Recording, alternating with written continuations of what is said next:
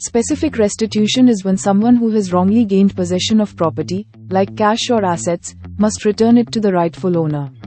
In the Vijay Mallya case, this means the assets that SBI and other banks recovered from Mallya are being restored to the banks as rightful owners. Elaboration. Imagine someone borrows money, say from a bank, and then uses that money to buy a luxury car, but doesn't pay the loan back. The bank can then pursue the car back, not because they want to own the car, but because the money to buy it was rightfully theirs to begin with. This is the principle of specific restitution, restoring the property to its rightful owner. How it applies to Vijay Mallya and SBI. 1. The loan. Vijay Mallya took out loans from a consortium of banks, including SBI, for his Kingfisher Airlines. 2. The default.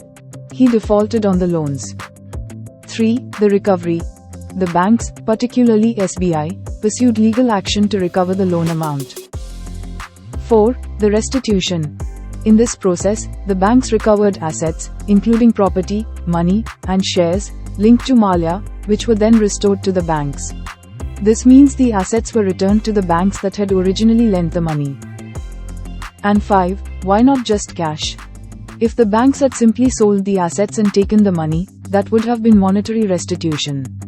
Restoring the specific assets, like the car, is specific restitution, because it gives the original property back to the original owner. Think of it like this: if Vijay Mallya had bought a house using the borrowed money, and the bank then successfully took that house, they would be required to restore it to the banks. They wouldn't just be able to sell the house and take the money. The house itself would be given back as a specific restitution. Thanks for watching. If you like this video, please like, share, and comment.